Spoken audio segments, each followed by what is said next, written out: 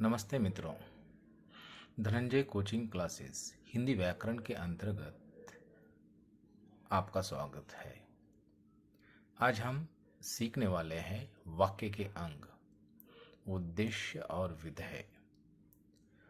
आपको पूरा वीडियो देखने के उपरांत ही वाक्य के अंग यह संकल्पना स्पष्ट रूप से समझ में आएगी।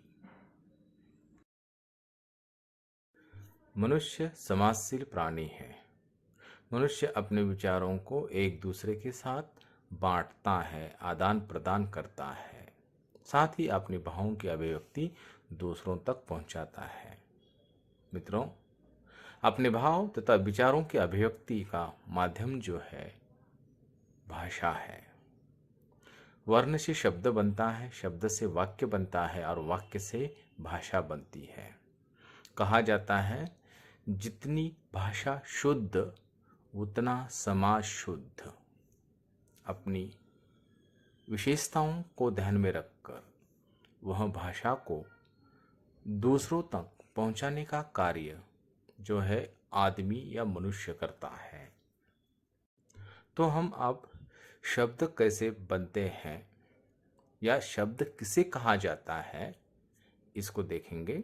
शब्द परिभाषा, अक्षरों के सार्थक गठन को शब्द कहते हैं, अर्थात जब एक या एक से अधिक अक्षरों का संयोजन किसी विशेष अर्थ को इंगित करता है तब उसे शब्द कहते हैं। मैं एक उदाहरण देता हूं, जैसे क, म, ल। इन तीन शब्दों को अलग अलग प्रकार से अलग अलग जगह पर हम रखेंगे तो कोई विशेष अर्थ नहीं निकलेगा। क्यों? क्योंकि यह तीन शब्द अलग अलग प्रकार से हैं, लेकिन इन्हें एक सूत्रता में रखकर एक शब्द बनाएंगे तो वह कमल शब्द सामने आएगा। कमल यानी कि एक फूल है।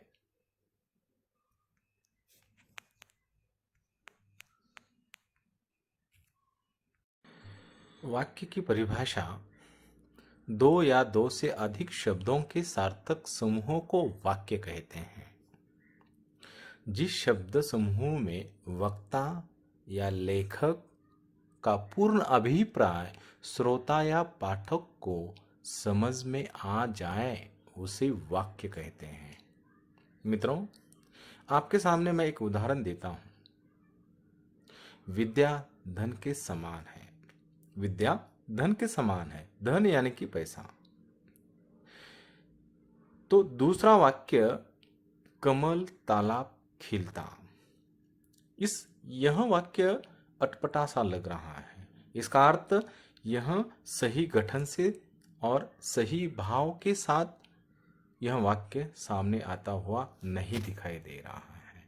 प्यारे बच्चों, इस शब्दों को कमल तालाब में खिलता है इस प्रकार से हम बोलेंगे तो इसका सही अर्थ और सही भाव हमारे मन में उभर कर सामने आता है।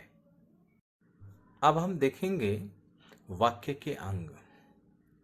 आदमी के भी अंग होते हैं, जैसे हाथ, पैर, सिर, ये सभी अंग माने जाते हैं। इसलिए तो आदमी सुशोभित दिखाई देता है। वैसे ही वाक्य के दो अंग माने गए हैं। वाक्य की संरचना के आधार पर वाक्य दो भागों में विभाजित किया जाता है। एक उद्देश्य, दूसरा विधेय। उद्देश्य, कोई भी साहित्यकार किसी न किसी उद्देश्य को सामने रखकर उस कृति को लिखता है। वैसे ही वाक्य जो बनता है उस वाक्य के अंतर्गत भी उद्देश्य होता है और विधेय भी होता है, यानी कि क्रिया भी होती है। वाक्य के अंग उद्देश्य को हम देखेंगे। उद्देश्य वाक्य का एक अंग है जिसके विषय में कुछ कहा जाए उसे उद्देश्य कहते हैं। उदाहरणार्थ आपके सामने मैंने 3 उदाहरण रखे हैं। राम सो रहा है, राजू खाना खा रहा है, जवान देश की रक्षा करते हैं। अब इसमें कर्ता कौन है? राम, राजू और जवान। इन तीन वाक्यों की ओर हम ध्यान से देखेंगे तो कर्ता के द्वारा एक ही क्रिया हो रही है। राम सो रहा है, सोने की क्रिया हो रही है। राजू खाना खा रहा है, खाने की क्रिया हो रही है। जवान देश की रक्षा करते हैं। कौन देश की रक्षा करते हैं? जवान। खाना कौन खा रहा है? राजू। राम सो रहा है। कौन सो रहा है? राम सो रहा है। तो इसमें कर्ता जो है राम है।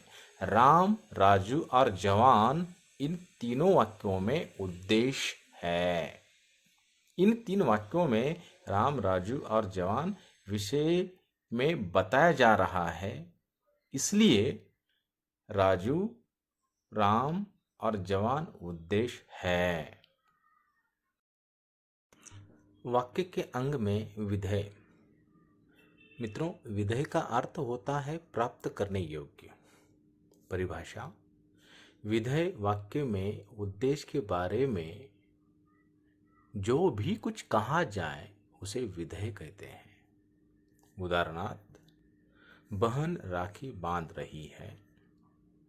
इस वाक्य में राखी बांध रही है, यह विधेय है। रसिका नाच रही है और माँ अखबार पढ़ रही है।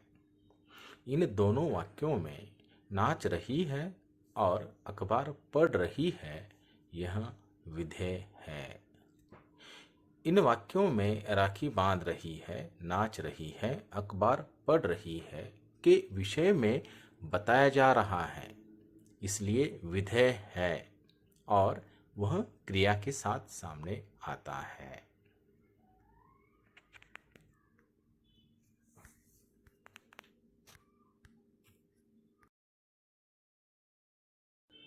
आपको वीडियो अच्छा ही लगा होगा।